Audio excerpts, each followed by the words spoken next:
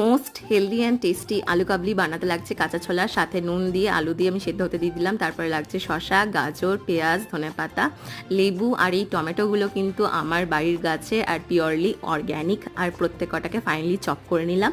সাথে আমি একটু সেদ্ধ আলুগুলোকে কুচিয়ে নিয়েছি। তারপর সেদ্ধ জল ঝরানো ছোলা নিয়েছি।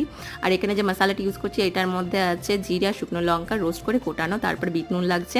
একটা বাউলের মধ্যে যতগুলো কোচানো জিনিস ছিল মানে গাজর, টমেটো, পেঁয়াজ, ধনেপাতা আর ওগুলোকে দিয়ে দিলাম। তারপরে ছোলা দিলাম, তারপরে আলু দিলাম। তার মধ্যে কিন্তু আমি একটা গোটা পাতি লেবুর রস ইউজ করেছিলাম।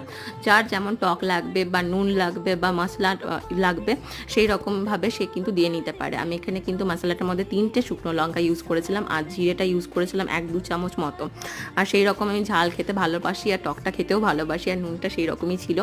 তারপরে ভালো করে মিক্স করে নিলাম। আর এটা কিন্তু ওয়েট লস জার্নির জন্য বেস্ট আর খুব টেস্টি হয় খেতে আর বাড়ির মধ্যে কিন্তু খুব হেলদি।